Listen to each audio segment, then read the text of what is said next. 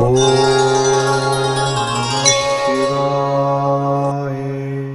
நம சிவாய. தென்னாடுடைய சிவனே போற்றி, எந்நாட்டவர்க்கும் இறைவா போற்றி. ஸ்பிரிச்சுவல் ஜோதிடம் டிவி நேயர்கள் அனைவருக்கும் ஜோதிடர் யோகி ஜெயப்பிரகாஷின் அன்பான வணக்கங்கள். அன்பு நண்பர்களே, வருகின்ற சித்திரை 1ஆம் தேதி நமக்கு புத்தாண்டு தமிழ் ஆண்டு பிறக்க இருக்கின்றது. உங்கள் அனைவருக்கும் தெரிஞ்சது தான்.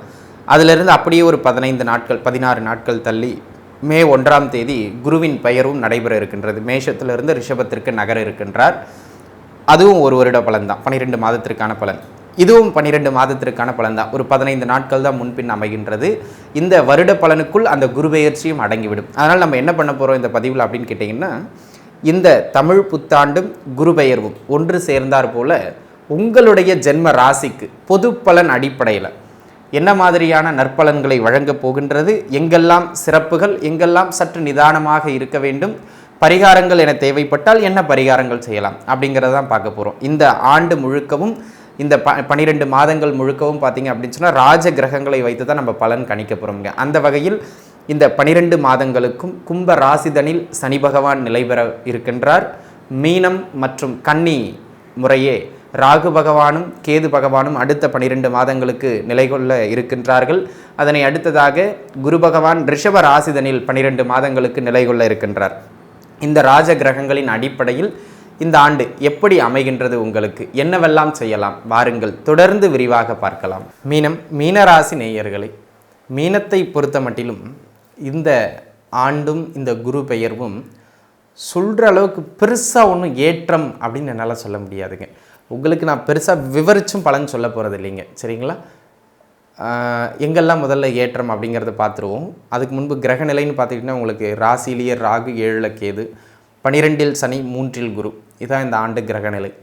இந்த அமைப்புகளை வச்சு பார்க்கின்ற பொழுது பார்த்துக்கிட்டிங்க அப்படின்னு சொன்னால், உங்களுக்கு நன்மை அப்படின்னு எடுத்துக்கிட்டால் சொந்த ஊரை விட்டு வெளியில் போகிறதுக்கு சிறப்பு, இடமாற்றங்களுக்கு இந்த காலகட்டம் சிறப்பு. ஒரு இடத்துல வீடு வாடகைக்கு இருக்கும், இன்னொரு வீடு மாறணும், அதற்கு சிறப்பு, தாராளமாக முயற்சிக்கலாம். ஒரு ஊரை விட்டு இன்னொரு ஊருக்கு போகணும், அதற்கு தாராளமாக முயற்சிக்கலாம். வெளிநாடு முயற்சிகள் யாரெல்லாம் எடுத்துக்கிட்டு இருக்கீங்களோ அவங்களுக்கு இந்த காலகட்டம் வெளிநாட்டு வாழ்வை ஏற்படுத்தி கொடுக்கக்கூடிய ஒரு அதி உன்னதமான நல்ல காலகட்டமாக இது அமையப்பெறுகின்றது அப்படிங்கிறத மனதில் வச்சுக்கிடுங்க. அந்த விதத்தில் வெளிநாட்டு வாழ்க்கைக்கு இந்த காலகட்டம் மிக மிக மேன்மையான காலகட்டம். அதனை அடுத்த அமைப்பாக அன்பு நண்பர்களே, இந்த காலகட்டத்தை பொறுத்த மட்டிலும் அதனை அடுத்த அமைப்பாக தொழில், பொருளாதாரம், ஆரோக்கியம் இவற்றில் நிதானமாக நடந்து கொள்வது உங்களுக்கு ஏற்றத்தை பெற்றுக் கொடுக்கும். அது ஒன்று தான் ரொம்ப சிறப்பான அமைப்பு. திருமண அமைப்புகளை பொறுத்த மட்டிலும் தாராளமாக முயற்சிகள், பல தடைகள் தாமதங்களை கடந்து கல்யாண அமைப்புகள்லாம் கைகூடி வரும். புத்திர பாக்கியம் கிடைக்கக்கூடிய ஒரு அற்புதமான காலகட்டம். ஏற்கனவே வெளிநாடுகளில் இருக்கிறவங்களுக்கு தொழில் பொருளாதாரம்லாம் பரவாயில்ல அப்படிங்கிற மாதிரியான நல்ல நகர்வு பெறுகின்ற ஒரு அற்புதமான காலகட்டம், சரிங்களா? அவ்வளோதாங்க. பெருசாக சொல்கிற அளவுக்கு வேற எங்கேயும் ஏற்றம் அப்படின்னு என்னால் சொல்ல முடியாது. அந்த மாதிரி ஒரு நார்மலான அமைப்பு தான். எங்கே கவனமாக இருக்கணும், ஒரு லிஸ்ட்டே இருக்குது. ஆரோக்கியம், உடல்நிலையில் அடிக்கடி தொந்தரவுகள் ஏற்படும். ஆக உடல்நிலையில் பார்த்துக்கிட்டிங்கன்னா ரொம்ப கவனமாக இருக்க வேண்டியது, உணவு கட்டுப்பாடோடு இருந்துக்கிட வேண்டியது அவசியம். ஏதாவது ஹெல்த் தொந்தரவுனா உடனடியாக மருத்துவரை பார்த்துடணும். நீங்களாக ஒரு மெடிசனை எடுத்துக்கிறது, 5 ரூபா மாத்திரையை போடு, 4 ரூபா மாத்திரையை போடு, இல்லை மெடிக்கலில் போய் வாங்கி போட்டுக்கிட்டே ஒரு முறை மெடிக்கலில் போடலாம், ஆனால் எல்லா முறையும் மெடிக்கல்லையே வாங்கி போட்டுக்கிட்டு இருக்கக்கூடாது. அதை பார்த்துக்கிடணும். ஆரோக்கியத்தில் கவனம் தேவை. 2வது, உங்களுக்கும் சரி உங்களுடைய வாழ்க்கை துணைக்கும் சரி ஆரோக்கியத்தில் கவனம் தேவை. 2வது, குடும்ப வாழ்க்கையில் தேவையில்லாத கருத்து வேறுபாடுகளை எல்லாம் கொடுக்கும். கணவன் மனைவி பிரச்சனை, அப்பா அம்மாவோட பிரச்சனை, மாமியாரோட பிரச்சனை, சித்தப்பாவோட பிரச்சனை, எல்லா உறவுகளையும் தொந்தரவு பண்ணும். ஆக இந்த காலகட்டம் நீங்கள் சில அனுபவங்களை எடுக்க வேண்டிய காலகட்டம் உறவுகள் ரீதியாக. ஆக இந்த காலகட்டத்தில் கொஞ்சம் நாவடக்கம் மிக மிக அவசியம். அமைதியாக இருந்துருங்க. சிவன் சித்தப்பா அடித்தாலும் அமைதியாக இருந்துருங்க, மாமா திட்டினாலும் அமைதியாக இருந்துருங்க, பொண்டாட்டி மிதித்தாலும் அமைதியாக இருந்துருங்க. அப்படி இருந்துட்டிங்கன்னா வண்டி ஓடிடும். அப்படி இல்லைன்னா மன வாழ்க்கையில் பிரிவினை, மன வாழ்க்கையில் பிரச்சனை, மன வாழ்க்கையில் நிம்மதியின்மை, இப்படி தான் வண்டி ஓடும். எனக்கே சங்கடமாக தான் இருக்குது சொல்கிறதுக்கு, ஃபுல்லாக நெகட்டிவாக இருக்கிறது, சரிங்களா? அதே போல் மன வாழ்க்கையில் கொஞ்சம் விட்டு கொடுத்து போகிற பக்குவத்துக்கு நீங்கள் வந்துட்டீங்க, எதையும் ஏற்றுக்கொண்டு போகிற பக்குவத்துக்கு வந்துட்டீங்கன்னா இது எல்லாம் இருக்கும், நம்மளை பெருசாக அது பாதிக்காது. இதுதான் பரிகாரம், சரிங்களா?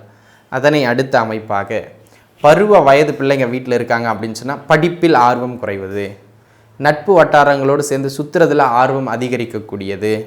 அது மட்டும் இல்லாமல் பார்த்துக்கிட்டிங்க அப்படின்னு சொன்னால் இந்த காலகட்டத்தில் தேவையில்லாத பழக்க வழக்கங்கள், தேவையில்லாத சகவாச அமைப்புகளுக்குள்ளாக அவங்க போய் சிக்கிறது, இந்த மாதிரியான விஷயங்களுக்கெல்லாம் இந்த காலகட்டம் ஒரு அமைப்பு உண்டு. அப்போ அதில் என்ன பண்ணணுங்க இந்த காலகட்டத்தில்? இதிலெல்லாம் பிள்ளைங்க போகிறாங்க, உங்கள் வீட்டில் மீனராசிக்கார பிள்ளைங்க அப்படின்னு சொன்னால் இப்போ கண்ட்ரோல் பண்ணணும். பண்ணாலும் கேட்க மாட்டாங்க.